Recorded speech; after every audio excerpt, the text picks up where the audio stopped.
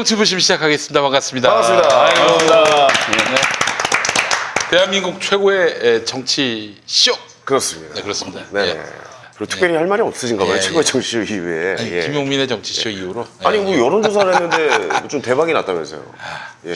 아, 그건 아닙니까? 나중에. 나중에. 예, 예, 예. 나중에. 얼굴이 아주 알겠습니다. 좋으십니다. 아주 오늘 표정이 아주 기분 좋은 좋으셔가지고. 성적표를 왜 오늘 받았습니다. 뭐 정치율 조사에서 아, 뭔가 비슷한 거를 좀 했나 봐요. 예, 예. 자, 예.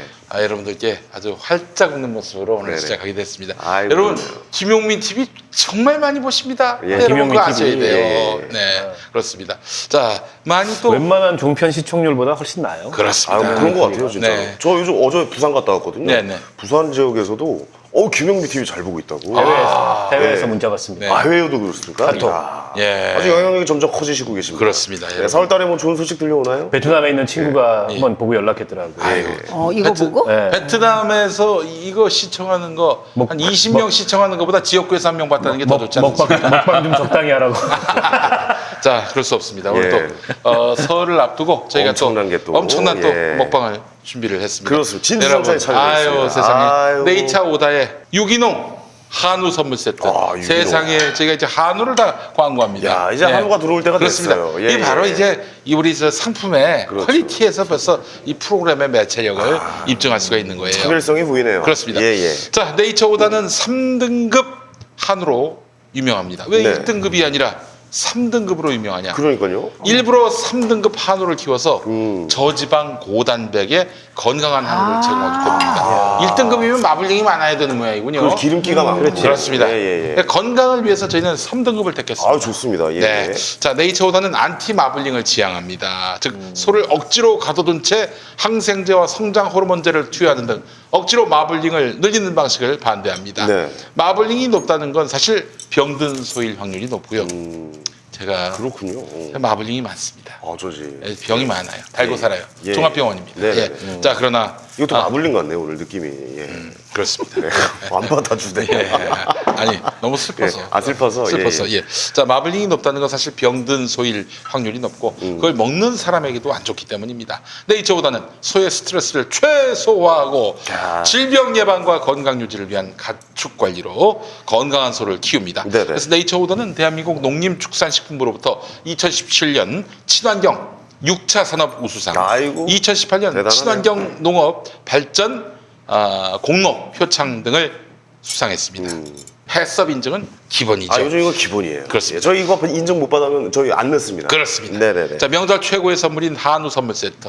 네, 네이처 오다의 유기농 한우 선물 세트를 맛뿐만 아니라 건강과 품격까지 선물해 드립니다. 네. 유기농 한우 정육 선물 세트뿐만 아니라 한우 찜갈비 선물 세트 등 야. 다양한 내용과 가격으로 구성했습니다. 가격이 가격이 네, 중요해요. 예. 98,700원부터 다양합니다. 네. 네. 설날 한우 선물은 김용민닷컴에서 만나보시기 바랍니다. 네네. 자, 드셔보시죠. 드시죠. 이거 아, 제가 이제 권하고 싶은 사람이 있어요.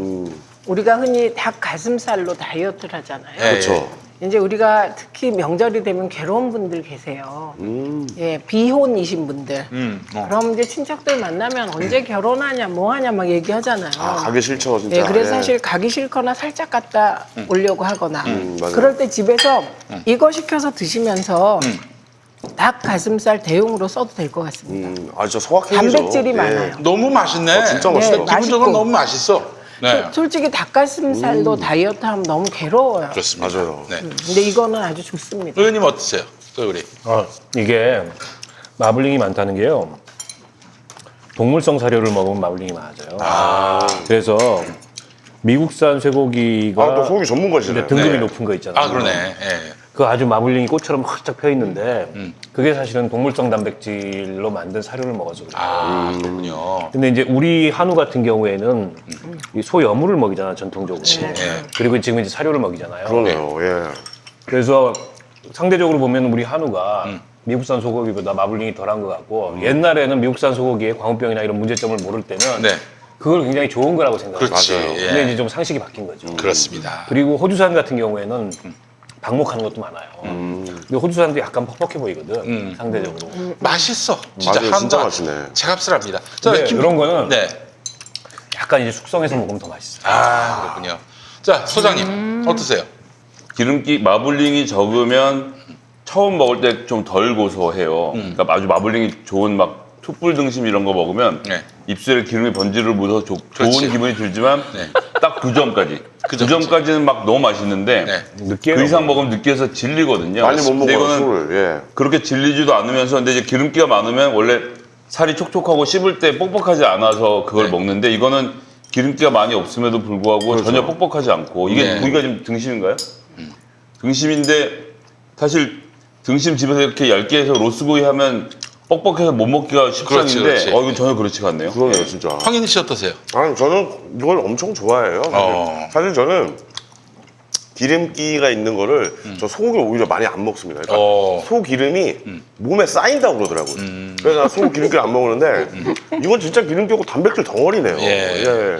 이게 딱 맛이 이게 고소해가지고. 소기름이 쌓여서 동맥경화로 죽어도 좋겠죠. 아, 제가요? 예. 아니, 갑자기 죽으라 그래요? 밥 예. 먹고 있는데. 아니 맛있으니까. 여러분이- 맛있으면 먹다 죽어도 아, 여한이 없을 것 여한이 같습니다. 그 정도로 맛있습니다. 둘이 예. 먹다 하나 죽어도 모르는 소고기. 근데 내가 안 죽어야지. 근데. 네. 근데 이거 이제 네. 구워가지고 요걸 구워서 그대로 이제 밖에 놔두잖아요. 네. 그럼 기름기가 많은 게 굳어버려요. 그렇지, 하얘져요. 예. 예, 그게 맞아요. 하얗게 되는 예. 게 굳어버려요. 그런데 이거는 기름기가 거의 없어. 그렇습니다. 예, 그런데 부드러워요. 이 비밀은 뭔지 모르겠어요. 예. 자, 뭐 진짜 함께 맛있네. 드실 오마니 젓갈 선물 세트도 여러분들께 선사합니다. 오마니 젓갈. 네. 아바이만 생각나시죠? 아바이가 있으면 오마니도 오마니 있는 겁니다. 있어야죠, 오마니 있어야죠. 이거 저 예. 속초, 강원도 속초. 김용민닷컴에서 가장 인기 있는 상품 중에 하나인 오마니 젓갈 여러분들께 소개합니다. 네네. 설 명절에 푸짐하게 드시라고 속초 오마니 젓갈이 파격적인 가격의 선물 세트를 구성했습니다. 대표적인 숙성식품인 젓갈은 식욕 증진, 소화 흡수 등 몸에 이로운 역할을 하는 것으로 알려져 있습니다. 하지만 소금에 절인 음식이다 보니까 나트륨 섭취량을 신경 써야 하는 부분이 있는데 속초 오마니 젓갈은 저염 젓갈입니다. 짜지 않고 부담이 적습니다. 그러네요, 진짜. 색소, 방부제 이런 거 전혀 넣지 않습니다. 예, 자 그래서 더욱 안심하게 드실 수 있고요. 젓 같은 맛으로 먹는 거지 건강을 위해서 먹는 건 아닙니다. 명장젓, 청년젓 이런 젓 같은 것들 네. 지금 참 맛있네요. 나한테 예. 황당하네.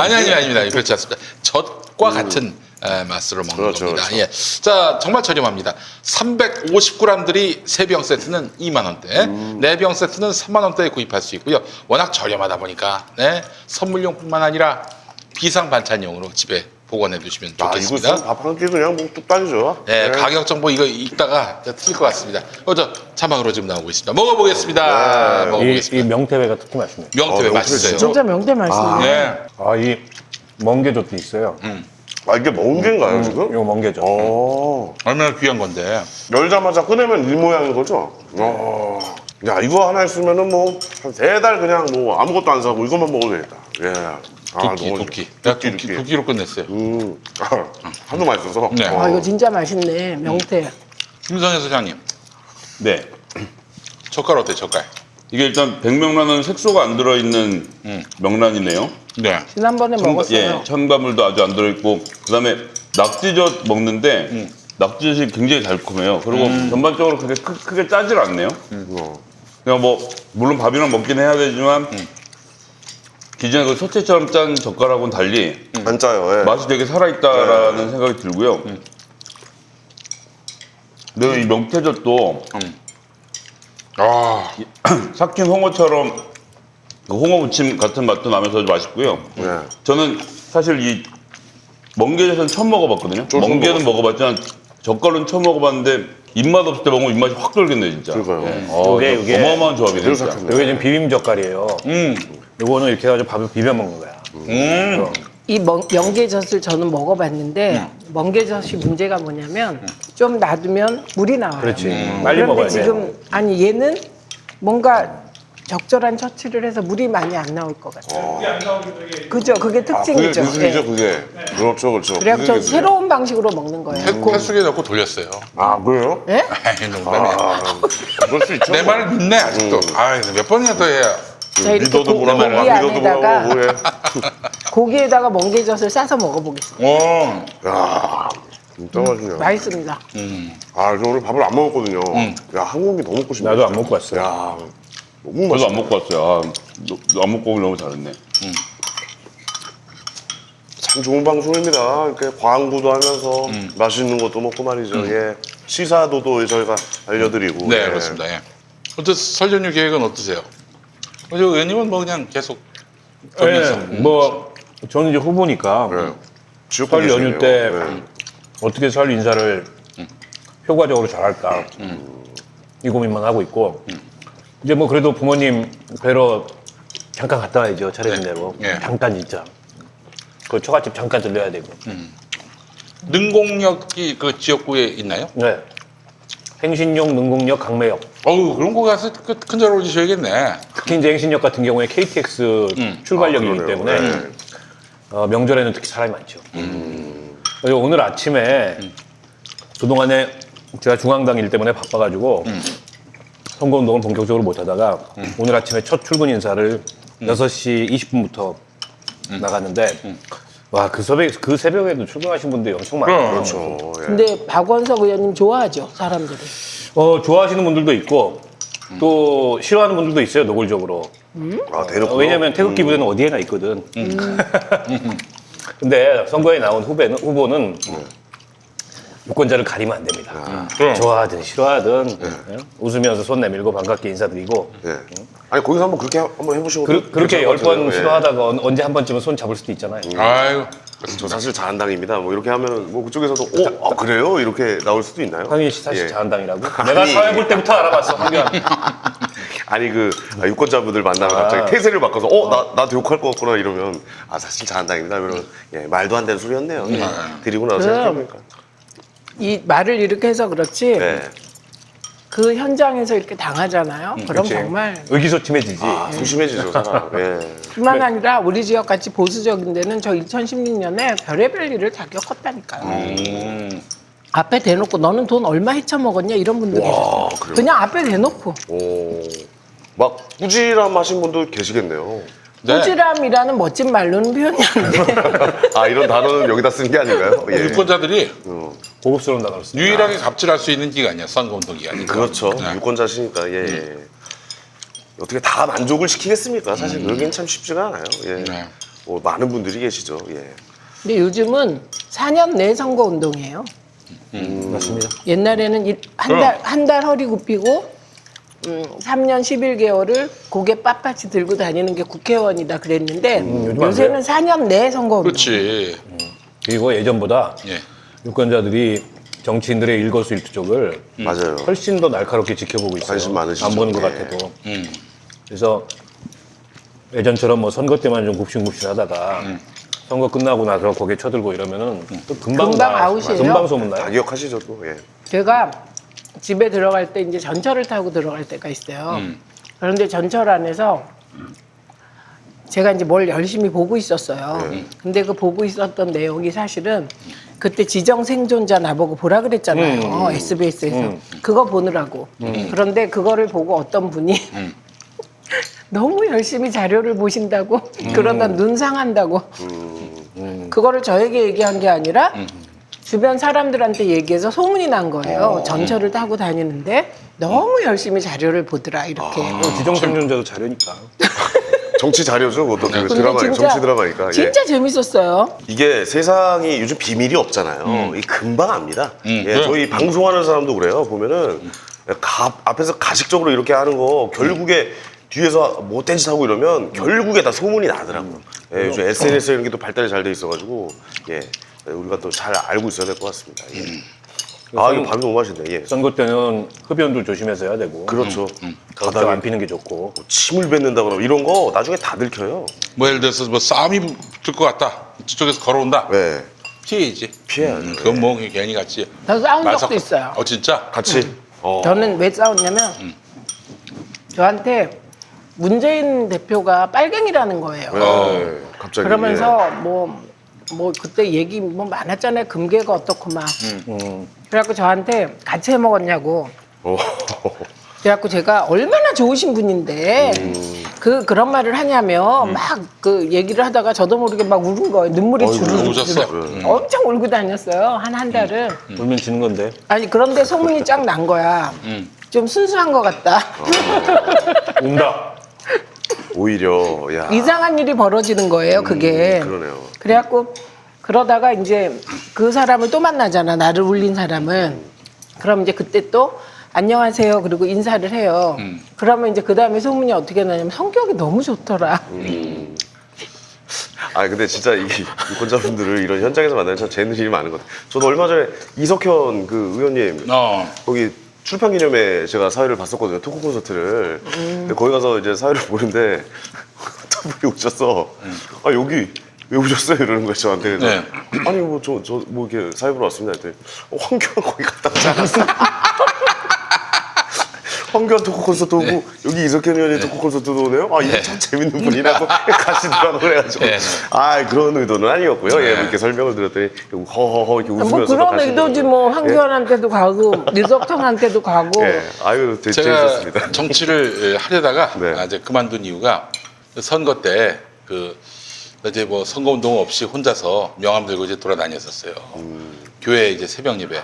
근데 그 개량 한복을 입은 이게 여기 헬기장 있는 어떤 새끼가 그 새끼가 뭐 네. 아니 강남대에 나와가지고 무슨 국회의원이냐 이런 거야. 어 진짜요? 아, 그랬었어. 그래서 자기 고대 나왔대. 그래서 무슨 이 회장은 고대 나와서 무슨 기자를 하냐고 네. 그랬다고. 아 그래요? 그 얘기 하려다 말았는데 그러나 정치 또 나와서 기자를 그러자 정치 그만둔 이유가 뭐냐? 그 씹새끼 멱살 잡으려고 아 착하게 치는군요. 만나기만 해봐 이 씨발. 아 그런 얘기를 대놓고 하네. 내가 그랬었어요. 그래서 내가 봤을 때는 그리고 중요합니까? 그 인간은 예. 아마도 이제 그 나를 열받게 해가지고 막 한 뭐 이제 충격 오인하게 있게 해가지고 그렇게 해서 나를 공격하게 만드는. 그런 것 같습니다. 예. 예. 근데 뭐라고 하셨어요? 그래가지고? 예, 그래서? 아 죄송합니다. 그냥 아니 그랬어요. 뭐 피했지 뭐 어떻게 근데 내가 씨발 너 멱살 잡으려고 내가 지금 정치를 그만뒀어. 내가 가만 안 둘 겁니다. 그 후로 못 만났죠. 못 봤어 그 뒤로. 예. 그러니까 요즘에는 촬영을 하더라고요. 그러니까 일부러 화나게 만든 다음에 이렇게 찍는 게 있더라고. 그렇지. 네. 그래서 진짜 아 그거 좀 그런 얼마 전에 좀 안 김현미 했으면- 장관이 걸렸잖아. 아, 김현미 장관. 아 그래요. 그 계속 괜히, 간직돼가지고. 예. 앞에 너무 간직되더라고. 네. 아, 그래서 제가 또 그 만나면 꼭 그 얘기를 해주려고. 야 강남대 출신이 제1야당 원내대표도 했다. 이 얘기를 해주려고. 김성태. 아 제 그러네요. 후배예요 후배. 그러네요. 네, 진짜. 그럼요. 네. 저 졸업한 다음에 들어왔어요. 아. 네. 성태 형님이 강남대 후배입니다. 아, 그렇군요. 네, 그렇습니다. 네. 자 그래요. 광고 끝. 고생하셨습니다. 예. 자. 대목이잖아요. 네, 그렇습니다. 또 설날이니까. 예. 아니 근데 지지율이 이렇게 민주당 지지율, 대통령 지지율이 빠졌단 말이죠. 그러니까 이 지지율에 대해서 늘 통 큰 자세를 강조하고 싶습니다. 통이 커야 돼요. 그죠? 일희일비하지 말라. 네, 그리고 이게 그 여론조사마다 이렇게 좀 다르죠, 지지율이. 그게 네. 저는 참 캐션 마크예요. 왜 그런지. 그 질문지가 달라서 그런 거예요. 질문지보다도 네.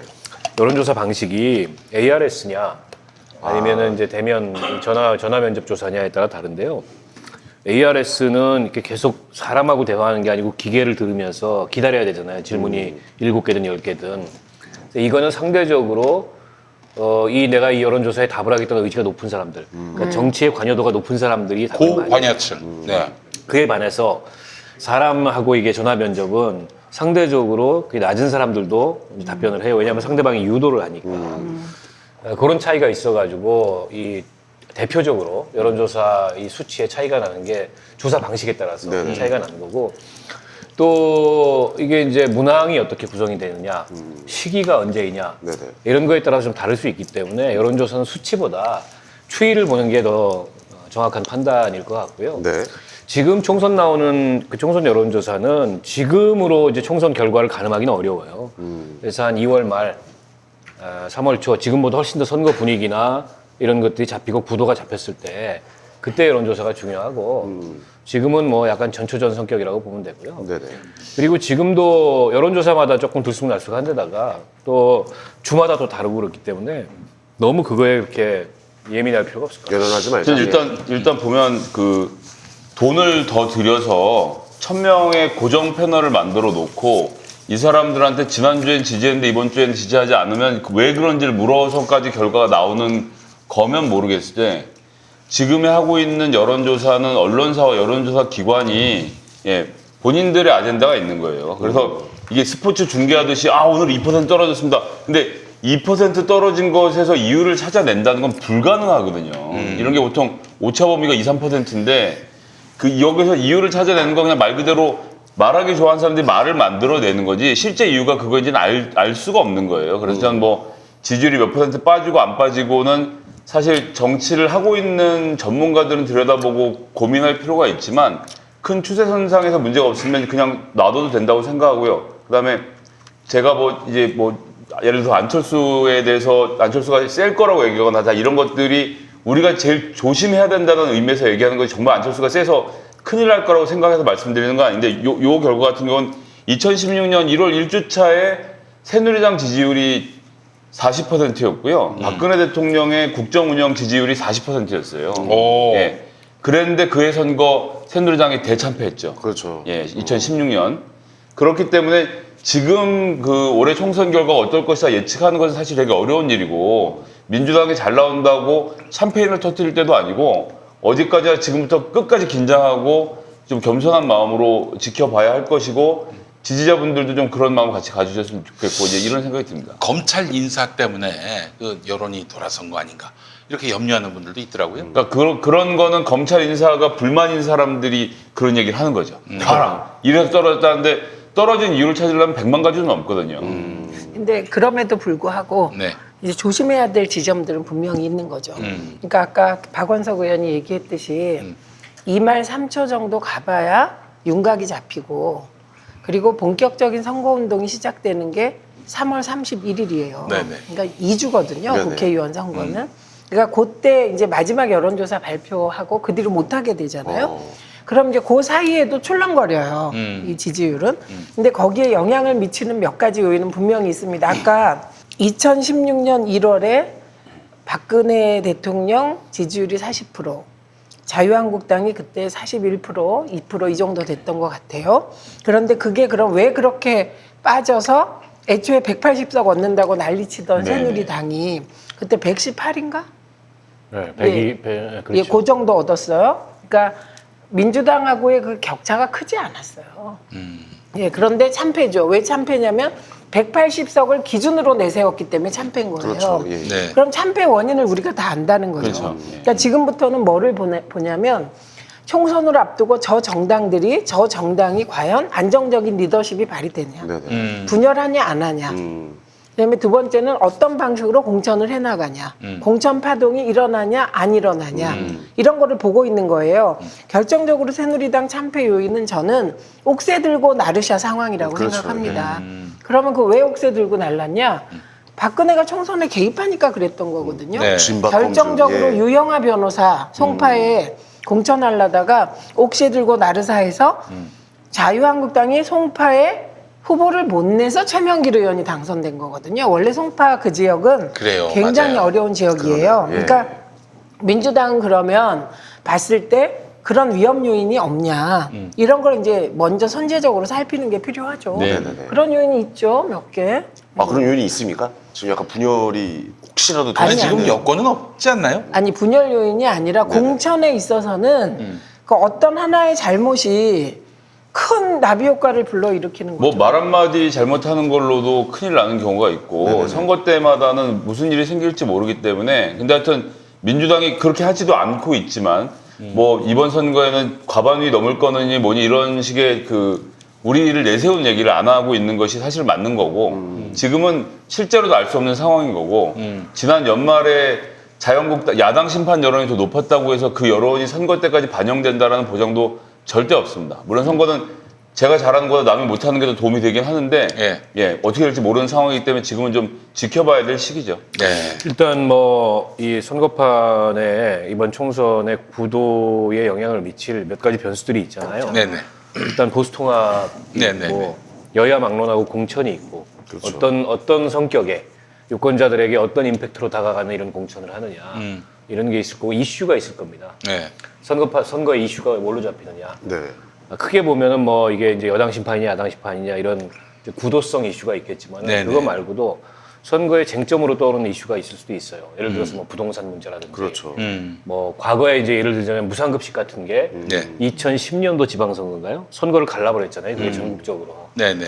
뭐 이랬듯이 그런 이슈가 떠오를 수 있고 또 과거 총선의 뉴타운 이슈도 한번 크게 부각이 됐던 적이 있고 네. 이게 이제 뭐가 돌출되느냐 이런 것도 선거에 굉장히 크게 영향을 미칠 거여서 전체적으로 지금은 뭐 지금 상황에서 예측할 수 있는 향배는 있어요. 네. 예를 들자면 지금 보수통합 같은 경우에 어떤 식으로든지 한 덩어리가 뭉칠 겁니다. 근데 그게 뭐 그 혁신통합 추진위원회 아무튼 뭐 그런 거 만들어졌잖아요. 거기서 얘기하듯이 무슨 중도까지 포함하는 빅텐트 이건 안 될 거예요. 그게 되려면은 일단 이제 황교안 리더십을 내려놔야 되고 그건 이제 황교안이 공천에 관여 안 해야 된다고 하는 걸 전제로 하는 건데 그게 안 되잖아요. 네네. 그리고 이제 이른바 중도라고 얘기하는 제3지대 이게 지난번 총선처럼 위력을 발휘할 거냐 발휘하지 못할 거냐. 안철수 씨가 이번 주 돌아오는 주말에 들어온다는 거 아니에요? 저 일요일에 일요일 날 들어온다는 거 아니에요? 항상 일요일에 뭔가가 일어납니다. 돌아오는 주가 안철수. 아니고 이번 주말이죠. 기자들이 돌아버린다는 거죠. 예.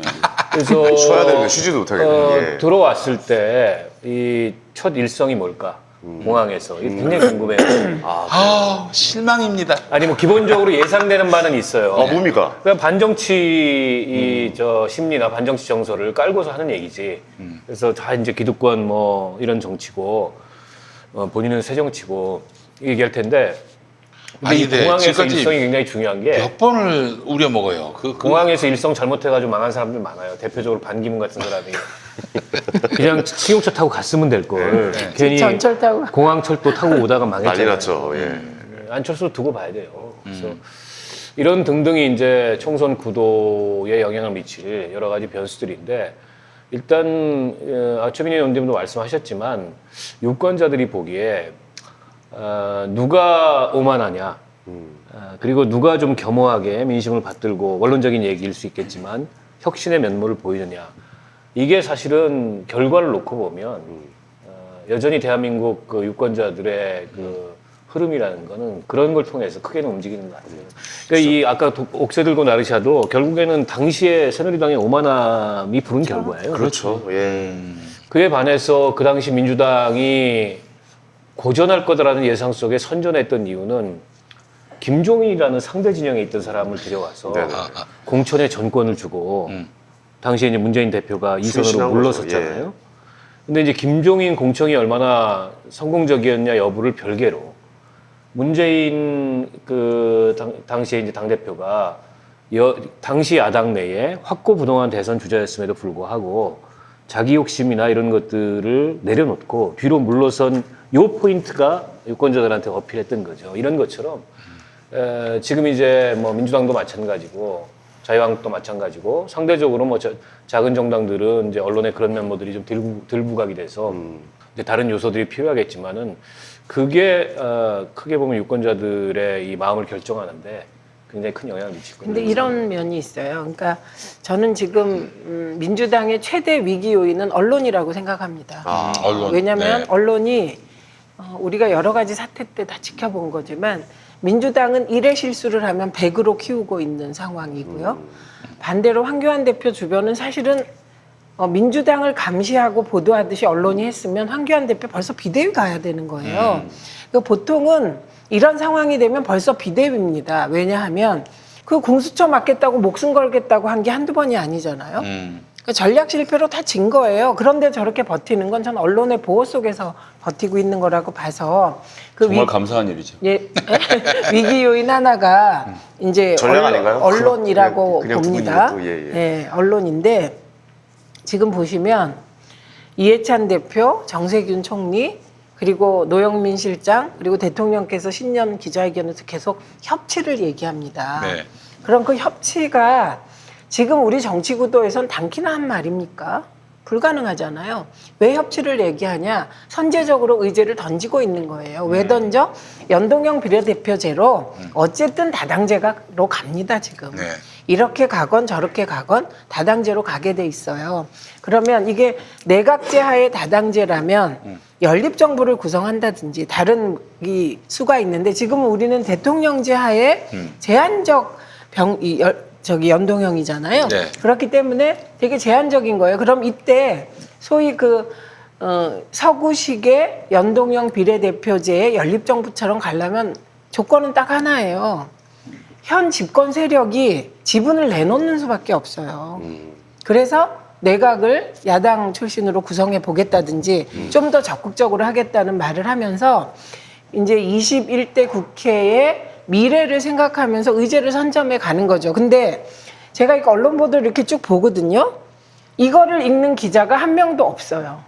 이게 문제예요. 오히려 이렇게 던지는 걸 큰 틀에서 보고 의제로 받아줘야 되잖아요. 그럼 정말 건강한 토론이 되는데 언론이 그 수준이 안 된다는 게 진짜 안타까워요. 연동형 비례대표제 흠집낼 생각만 해 지금. 민주당이 가장 조심해야 될 게 언론이다. 네, 언론이 아주 위기 요인입니다. 그 오늘도 보니까 그 부동산 이야기가 아까 잠깐 나와서 하는 말씀인데 그 이제 선거 정책으로 좀 계속 좀 밀고 있더라고요. 오늘도 뭐 부동산 살 때 뭐 10억 이상 아파트는 뭐 나라의 9억. 허락을 9억인가요? 예. 나라의 허가를 받아야 된다. 근데 여기서 그건 아니에요. 아니 그건 아니고요. 그건 아니고 그건 이제 얘기가 나왔는데 네네. 강기정 수석이 도저히 이제- 집값이 안 잡히면은 예. 그 방법도 쓸 수 있다는 신호가 간 거지. 그것도 이제 그건 이미 언론에서. 헌재에서 그거 이미 한번 예, 예. 그 위헌 논란 때문에 참여정부 때 검토했다가 저분 그렇죠. 아니고 예를 들면 매매 허가제 할 수가 없어요. 대한민국이 헌법 체계에서. 근데 그 언론이 또 그렇게 쓴다니까요. 아니 그거를. 예. 그게 이제 김현정 뉴스쇼에 나가서 전화로 출연해가지고 했던 발언인데 네. 제가 바로 그 다음 방송이어서 아, 들었어요. 저는 이제 출연하려고 이제 대기실에 있다가 근데 어떻게 얘기를 했냐면 강기정 수석이 저한테 그렇게 얘기하는 사람들도 있다.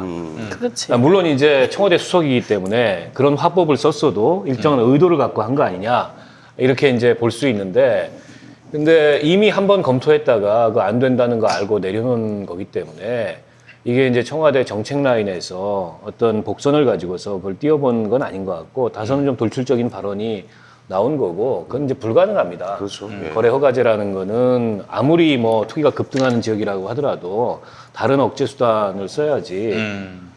우리처럼 이렇게 사유재산권이나 또 시장경제 원리를 강조하는 나라에서 거래 허가제를 한다는 건 불가능하고 거래 허가제보다 더 좋은 방식이 있어요. 그게 뭐냐면 매물이 나오면 그걸 갖다가 그 시장에서 거래되도록 하는 것만이 아니고 정부나 지방자치단체나 공공이 그걸 사면 됩니다.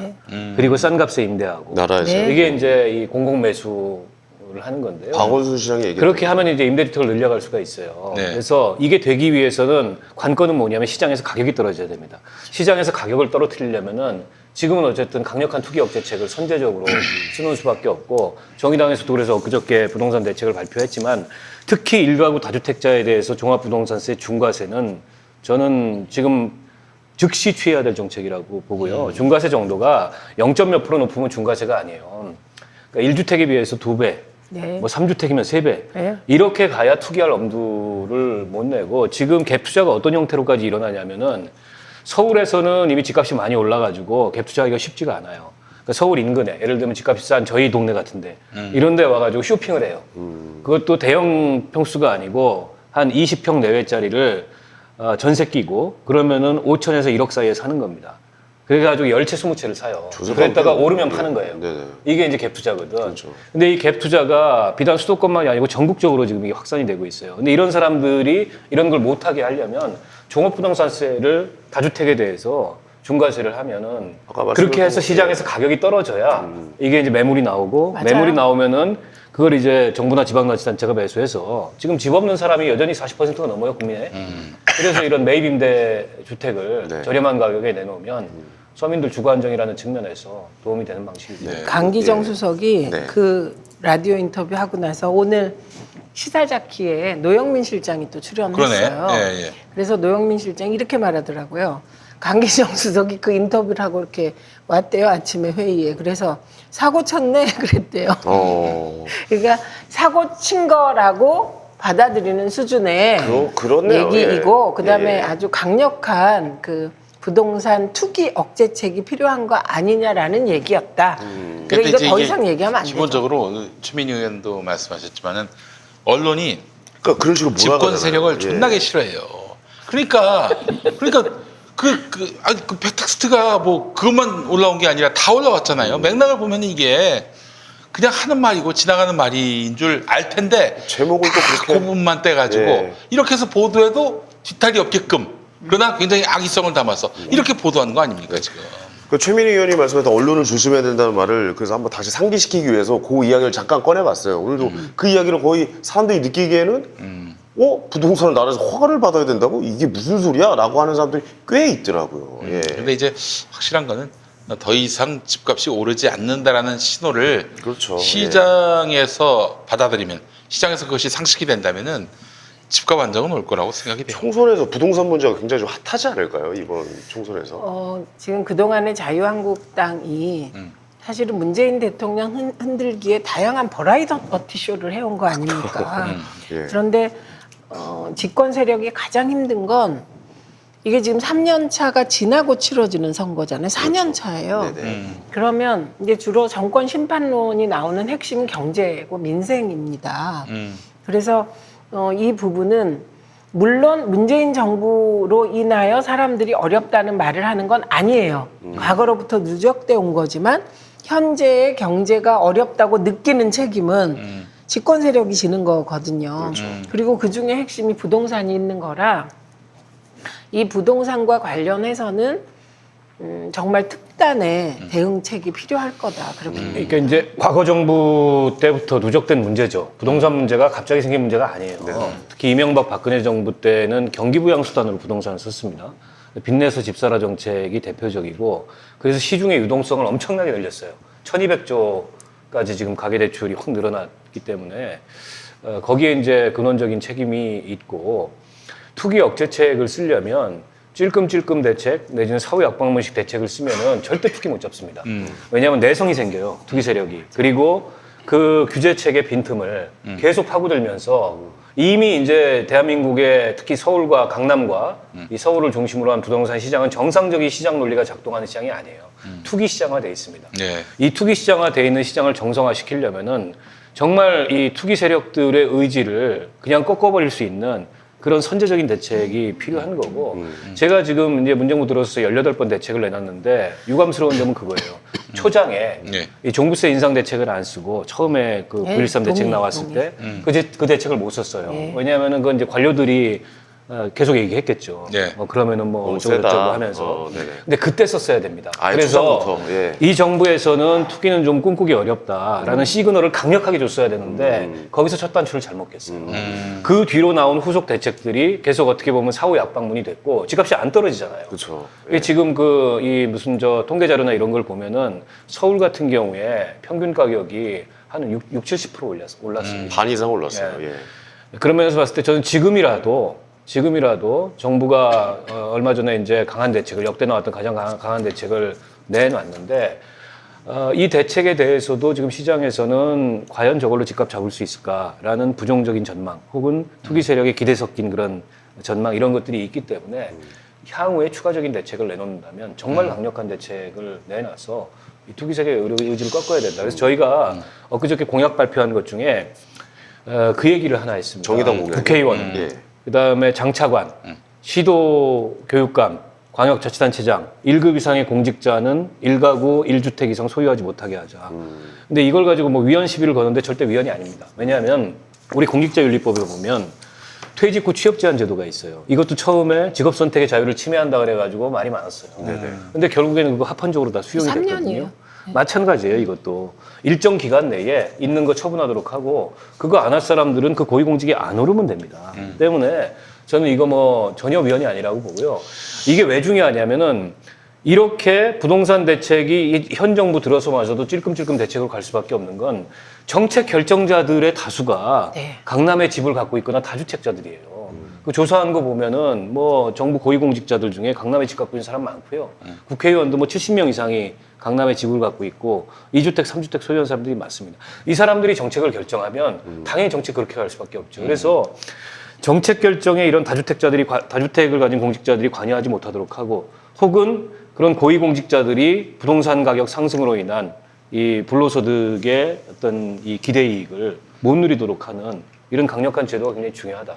뭐 일단 민주당도 21대 국회 구성하면서 이미 지금 후보 신청 받을 때 서약서를 쓰도록 돼 있어요. 어떤 서약서요? 그러니까 1인 1주택 매매. 이상 처분. 있으면 처분을 해야 매매하고 된다. 처분하겠다라고 그렇군요. 쓰도록 되어 있고 그런 방향으로 가야 한다고 생각하고요. 저는 사실 총선이라는 게 우리가 예산을 어떻게 운영할 것이고 세금을 어떻게 할 것인가에 대해서 서로의 대안을 놓고 싸워야 되는 곳이라고 생각하거든요. 뭐 하나 간단한 예를 들면 자유한국당이 어제 1호 공약을 발표했어요. 3가지를 했는데 뭐 원전을 그냥 하겠다. PK에다가 원자력 발전소를 짓겠다. 딱 입장을 낸 거예요. 딱 이렇게 그러면은 PK에서 막 지지율이 확 떨어지고 그래야 되는데. 동네에서는 좋아해요. 그 보상금이 엄청나게 나오거든요. 그 동네에. 그러고 다른 하나가 이게 언론이랑 좀 더 연결이 돼 있는데 다른 하나 공약은 미친 공약인데 이게 뭐냐면 노동계약제로 바꾸겠다.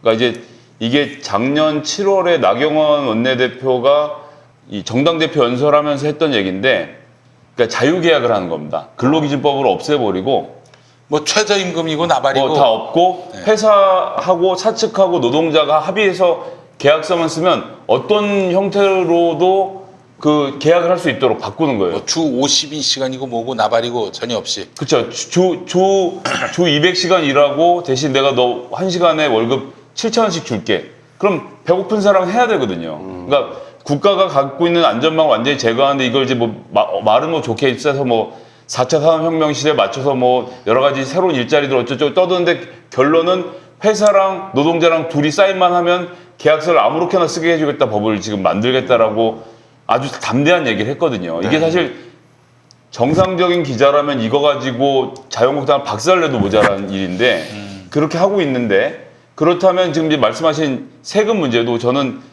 여기서 민주당이 보유세를 강화해서 보유세를 전반적으로 다 높여서 집 가진 사람들 세금을 많이 물리고 그다음에 집이 오를 거라고 생각하고 많은 세금을 내고라도 버티는 사람들이 없도록 만드는 대책을 내놓으면 되거든요. 그리고 그걸 가지고 자유한국당은 싸우면 되는데 예를 들어서 보유세를 인상하고 양도세를 낮추자는 것이 대부분의 경제학자들이 하고 있는 얘기고 좋은 얘기라고 하는데 그렇게 발표하는 순간 언론이 집 가진 사람 모든 사람들에게 민주당이 너한테 지금 그 종부세 10억 하던 집이 30억 됐는데 종부세가 500만 원 오른 것 같고 막 거품을 기사를 내는 사람들 아닙니까? 그래서 사실은 이게 정상적인 정책을 토론하는 자리가 되게 어려운 게 이게 사실은 큰 문제라고 생각을 해요. 해결책도 별로 없고 그러니까 답답한 거죠. 아니 근데 이런 이제 지금 이 먹히는 거 말도 안 되는 흔들기용 논리가 먹히는 이유가 사실 현실 속에 몇 가지 있어요. 예를 들면 이런 거예요.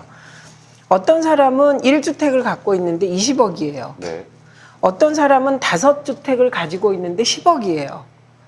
여기서 가르마를 어떻게 타냐는 문제가 생깁니다. 그러니까 근데 1주택만 가지고 있고 20억은 사실 정상인 거예요. 이 사람이 원래 20억이 됐을 때 융자를 끼고 샀건 뭐를 했건. 그렇죠. 예. 예. 그런데 5주택을 10억에 갖고 있는 건 이거는 나머지 주택은 투기일 가능성이 높거든요. 네네. 그래서 저는 기준을 투기와 투기 아닌 것을 명확하게 갈랐으면 좋겠어요. 기준점을. 예, 그리고 여러 가지를 했으면 좋겠고 그다음에 자유한국당은 되게 웃기는 정당이에요. 나는 세상에 태어나서 정당이 1호 공약을 내세웠다 철회하는 건 처음 봤어. 공수처 폐지가 1호 공약이었어요. 아니 왜 거기는 영입 인사도 1호를 했다가 폐지하는 데인데. 그러니까. 그러니까 1호를 다 날아가는데. 아주 오늘 이 제목이 난 좋을 것 같아.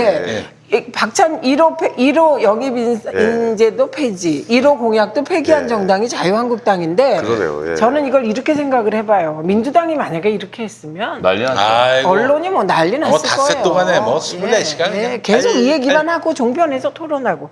근데 자유한국당이 공수처 폐지를 1호 공약으로 내세웠다가 그거 그냥 폐지했어요. 공수처를 폐지한 게 아니라 공약을 폐지했다가 다시 또 살리고 뭐 이런 건데 이 비난을 안 해. 그다음에 여기 1호 공약이 사실은 재정 건전성이에요. 1호라고 내세운 게 이제는. 네네. 그런데 저는 총선 때 이런 공약 나온 거 봤어요. 아니, 그러니까 지금 전반적으로 자유한국당이 한심한데 특히 의제 설정을 하는 걸 보면 과거에 한참 거기가 잘 나가던 시절에 과거 한나라당, 새누리당 시절에 비해서 얼마나 이게 전략이 없고 수준이 낮아졌는지를 알 수가 있어요. 예를 들어서 재정 건전성 확보가 어떻게 공약일 수가 있나요? 그러니까요. 그럼 재정 건전성을 확보한다면 예를 들어서 관리 재정 수지를 얼마 이내에서 그렇죠. 유지하겠다라든지 이게 수치와 목표를 제시를 해야 되잖아. 근데 재정 밑도 끝도 없이 재정 건전성을 확대하겠다 이게 무슨 얘기예요? 그리고 지금 이 정부에서 뭐 확장 재정을 한다고 하지만 여전히 우리 재정 수지를 보면 안정적이에요. OECD나 IMF나 이런 데서 좀 더 사실은 이 재정 지출을 풀라고 늘려라라고 권고를 하고 있어요. 그럴 정도로 우리가 국가 부채도 안정적이고 이 재정 재정 지표 자체가 안정적인데 엉뚱한 얘기를 지금 하는 거고 게다가 공수처 폐지는 그거 자유한국당 내에서 김영우 의원도 어떻게 저런 말도 안 되는 공약을 내놓냐고 했잖아요. 엊그저께 통과된 법을 갖다가 폐지하겠다. 이게 지금 제1야당이 내놓을 공약에서 지금 황교안 체제 하에서 특히 네. 뭐 저런 지 이미 오래되긴 했지만 네. 자유한국당이라는 집권을 그렇게 오랫동안 했던 대한민국의 제1야당이 뭐랄까요? 정말 아마추어 같습니다. 우리 공화당 수준으로 가고 있어요. 정말. 네. 그러니까 지금 이런 거예요. 제가 비유하자면은 민주당은 그 저녁은 뷔페식으로 하겠다. 네. 정의당은 예를 들면은 뭐 점심을 아침 식사까지 무상급식하겠다 그러는데 지금 자유한국당은 일식 3찬으로 묶어두겠다. 어? 그만큼 옛날 이야기들을 하고 있다. 아니, 네, 그 얘기도 좀 하고 싶은데 네. 아까 우리 김성애 그 소장이 얘기했던 그 노동계약제 하겠다는 게 이게 4차 산업혁명 운운하면서 그 얘기를 하지만 산업혁명 시대로 돌아가자는 거예요. 그렇죠. 아니 산업혁명 전으로 돌아가죠. 그러니까 아무런 사회법이 아, 없고 농경사회인가요? 아무런 이 산업혁명 노동이나 초기에 이 저 환경에 대한 규제가 없던 시절로 돌아가자는 거예요. 노동조합이 생기기 이전으로 가는 아니, 노동조합 거야. 정도가 아니고 예. 예전에 그 자본론을 읽어보면 예. 그 자본론 그 이제 산업혁명 시대를 막스가 관찰하면서 자본론을 쓴 건데 그때 아동 노동이라든지 네. 아니면 그 노동 환경이 어땠냐면 하루에 12시간이고 13시간이고 이제 뭐 걸음마 막된 애들까지도 공장에 가서 일을 시켰던 시대예요. 18시간. 아무런 사회법이 없던 네. 시절. 그 시절로 지금 돌아가자는 얘기를 하는 거거든. 근데 저런 얘기를 무슨 뭐 밑도 끝도 없이 이 야당의 원내대표라는 사람이 공당이. 국회에서 연설하고 예. 저걸 공약으로 내걸고 저는 자유한국당의 참 수준이 예전보다 많이 그 나빠졌다 그래도 이렇게까지 나빠지리라고는 상상을 못했는데 정말 나빠져도 너무 나빠졌어요. 아, 근데 선거 때 그래서 저는 진짜 뭐 탄핵의 강을 건너다가 익사할 것 같습니다. 이 보수 세력이 보수 세력의 통합은 가능하다고 보세요. 지금 벌써 뭐 지금 버리죠. 예. 새로운 보수당에서는 당대당 통합 안 하면은 이거 안 한다. 뭐 이런 식으로 좀 나오고 있어요. 그러니까 이게 황교안 대표의 스타일을 지금 또 보여주고 있는 거예요. 그러니까 처음에 유승민 대표가 3원칙을 내세웠잖아요. 네. 첫째가 탄핵의 강을 건너자, 두 번째가 개혁 보수의 기치를 들자, 세 번째가 새집 짓자예요. 그렇지. 이 세 가지는 보수가 통합하려면 이거 실현 안 되면 통합 안 돼요. 그 세 번째 특히 새집 짓자는 지금 정확히 얘기하면 이 통합은 박근혜 탄핵에 찬성했던 세력과 박근혜 탄핵에 반대했던 세력의 통합이잖아요. 그런데 이거를 탄핵에 대해서 어떻게든 정리 안 하고 그냥 묻지마 통합하는 게 사실 불가능해요. 그러니까 아주 낮은 수준에서라도 정리를 해야 되는 거거든요. 그거를 요구하는 거예요. 이거를 요구하지 않으면 어떤 일이 발생하냐? 우리 공화당이 동등한 주체로 들어와야 돼요. 이 틀에. 예. 근데 유승민 대표랑 우리 공화당의 조원진 의원은 사실 불구대천이죠. 불구대천. 네. 아마 저희 유승민이나 조원진한테 물어보면은 상대방이 펄쩍펄쩍 좋으냐, 뛰죠. 상대방이 좋으냐, 김용민이 좋으냐 하면 네, 다 김용민 둘다 얘기할 좀 거야 틀림없이. 갑자기 인기 급상승이죠. 네, 글쎄 말이야. 네. 예. 그래서 그거 있죠. 그다음 두 번째 개혁 보수의 기치를 들자가 사실 가장 많이 논의하잖아요. 네. 그 논의는 실종됐어요. 여기는 정치공학적 상층부 논의를 하고 있는 거죠. 네. 그러니까 국민들은 그냥 팔짱 끼고 될까 안 될까만 보고 있고 거기도 유일한 원군이 언론입니다. 민주당이 그때 통합할 때는 무슨 묻지마 통합이다 뭐다 그러면서 얼마나 비난했는지 몰라요. 늘 통합할 때마다. 근데 지금 어떤 언론이 그거를 묻지마 통합이라고 얘기합니까? 안 하고 있고. 세 번째 새집 짓자는 숫자가 절대적으로 자유한국당이 많고 세보당이 그렇죠. 적은데 이 상태로 그냥 예를 들면 합리적 통합을 하자 이렇게 말하잖아요. 무슨 말이냐면 지분대로 딱 나눠서 하자는 거예요. 네. 흡수 통합을 해버리겠다는 거거든요. 그거를 왜 유승민 대표가 받아들입니까? 그리고 지금 연동형 비례대표제가 통과돼서 사실은 세보당도 조금 자기의 상상력을 정치적 상상력을 갖고 열심히 하면 사실은 의석 10석 얻을 수 있거든요. 오늘도 안 그래도 근데 이제 큰 그 소리가 문제가 나더라고요. 되는 거는 뭐 전에도 말씀드렸습니다만 안철수의 등장으로 자유한국당은 지역구에서 안철수 당이 와서 보수표 갉아먹는 게 걱정이고 새로운 보수당은 정당 투표에서 말씀하신 대로 비례표를 좀 받아보려고 그랬는데 거기에 안철수 당이 등장하면 유승민이냐 안철수냐 이 싸움으로 가면 사실 반씩은 서로 갈라먹는 싸움이거든요. 그렇지. 그렇게 되면서 새로운 보수당이 위축되게 생겼으니까 어쩔 수 없이 적의 적은 적이라서 안철수랑 대적 선전을 그어놓고 유승민하고 황교안이 통합 논의를 시작한 건데 유승민 바로 밑에 있는데 지금 뭐 같이 있죠. 하태경 안철수도 부르잖아요. 그러니까 새로운 보수당 내에서도 야 이거 유승민이랑 같이 있다 죽는 거 아니야? 지금이라도 안철수한테 넘어가는 게 맞는 거 아니야라고 고민하는 사람들이 생기는 거고 자유한국당도 이러지도 저러지도 못하는 상황으로 가는데 이 애초에는 자유한국당 30% 지지율을 확고하게 만들기 위해서 친박만 끼고 친박을 위해서 정치를 지난 기간 동안 했던 황교안 대표의 책임이 있는 거죠. 이래놓고 여기서 탄핵의 강을 어떻게 건너요?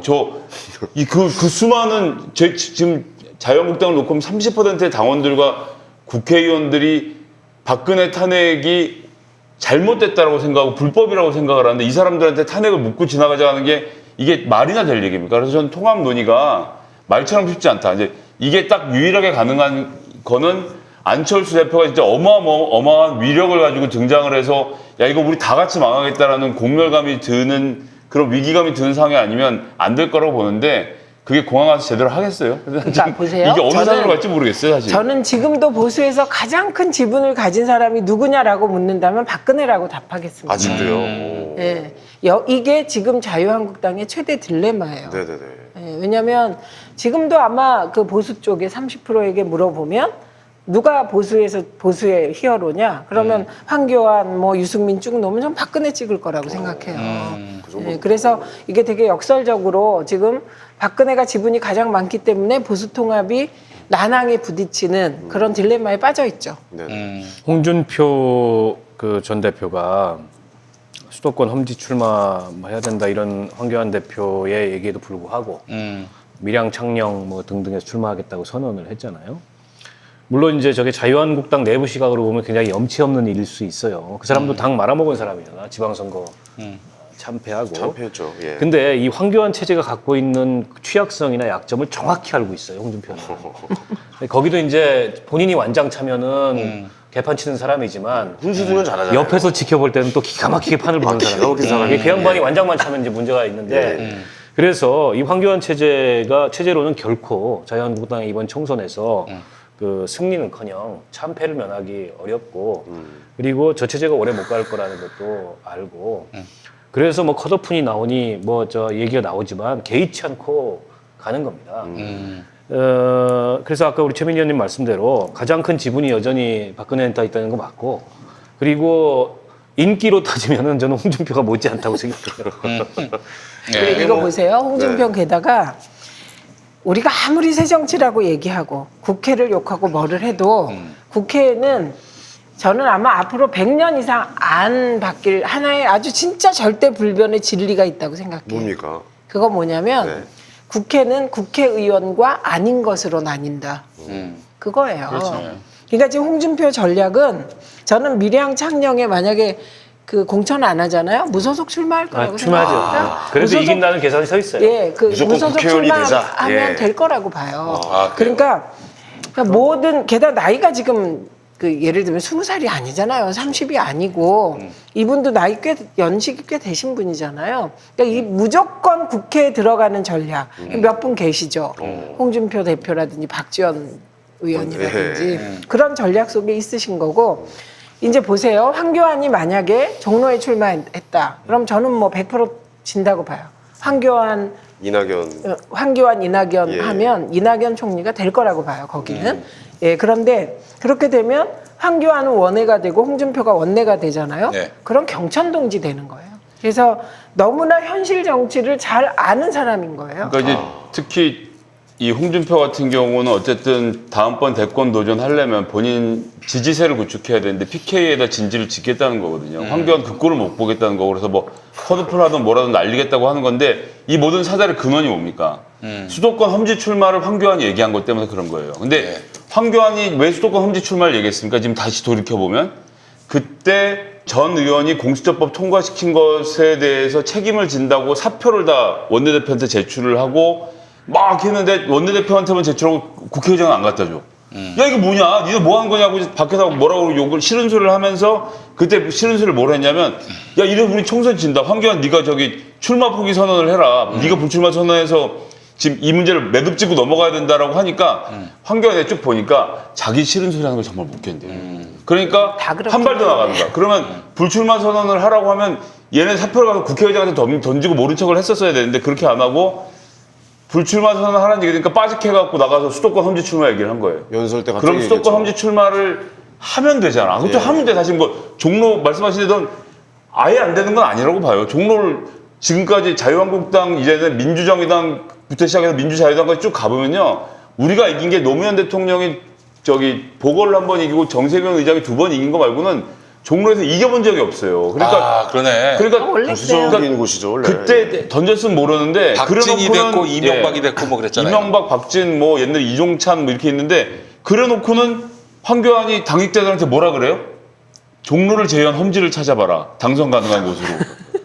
이 얘기가 또 이걸 기자들한테 흘려 당직자들이 흘려갖고 아니 다시 한번 종로를 제외한 제외하래요? 험지를 찾아봐라. 아니 당선 가능한 험지를 찾아보라고. 당선 가능한 그래서 험지. 용산이 나온 거예요. 그래서 지금 용산이 얘기가 나오는 거예요. 용산 얘기가 예. 나와요. 용산이 근데 무슨 용산이 무슨 험지야? 험지야? 그리고 그럼 용산이 험지라는 얘기는 뭐냐면 내가 권혁기한테 질 수도 있어. 지금 이렇게 얘기하는 거거든요. 그러니까 청와대 춘추관장 출신의 권혁기 후보가 열심히 하고 있는데 황교안이 용산에 출마하는 순간 권혁기한테 질 수도 있다는 생각을 갖고 들어온 사람처럼 돼버리는 거예요. 그러네. 아니 서울시내 험지가 얼마나 많습니까? 예를 들면 마포을에 정청래도 있고 거기 구로갑에 진짜- 이인영도 예. 있고 서대문 을에 우상호도 있고 정말 험지가 많거든요. 예. 아니 나 하다못해 강남 을에 가서 전현이랑이라도 붙였으면 좋겠어.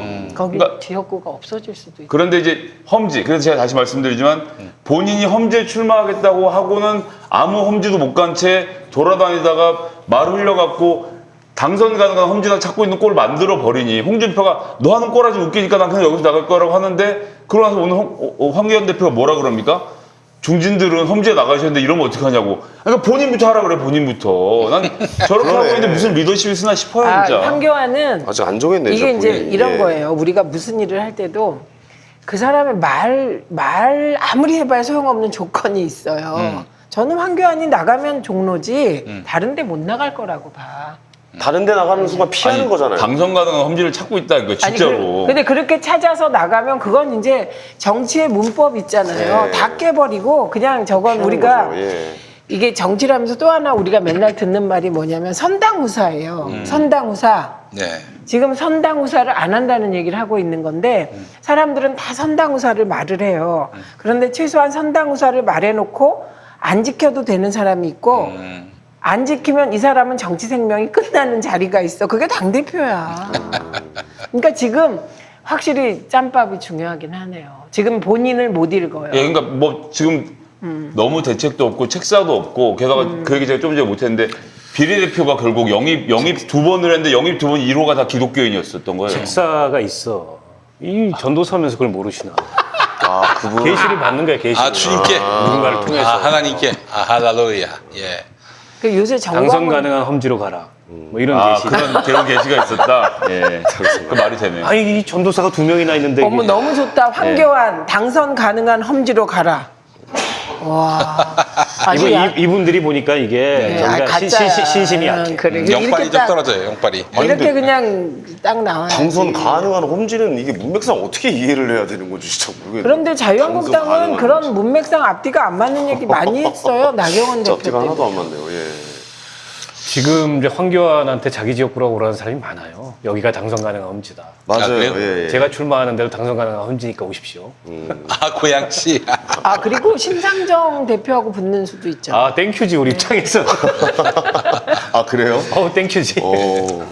재밌겠네요. 근데 어디로 갈지 정하고 저런 말을 했었어야 되는데 네. 수도권에 당선 가능한 험지라고 말해놓고 이런 조롱을 당하고 있으니 제1야당의 대표가 어쩌면 좋습니까 이걸. 네. 그러니까 일찍이 비대위원장을 해야 되는 거라니까. 그러니까 뭐 예를 들어 내가 종로 나갈 테니까 홍준표는 뭐 수도권 나가라. 뭐 예를 들어 정해놓고 하면 그렇죠. 상관없는. 그런 네. 영이 쓰는데 지금은 자기는 영도 어디 안 나갈지 쓰고. 정하지 않고 당선 가능한 험지 찾고 있으면서 홍준표는 아, 수도권 오라는 얘기가 또 되게 있어요. 있어요. 어디요? 저기 최재성 의원 지역구. 아 송파. 아 그건 또 우리 저 배현진이 나가야 되지 않습니까? 아 그래요? 아, 그럼 뭐 최재성 의원은 땡큐죠. 아 그분도 아니, 나오죠. 지금 황교안이 와준다 그러면 다 땡큐라니까. 지금 뭐 안양에서도 그렇고 뭐 다 뭐 전현희 모든 의원도 후보들이. 얘기한 것 같고 오라고 우리한테 오라고 뭐 여러 좀 오라고 하는 좀 분위기가 많은 것 같네요. 예.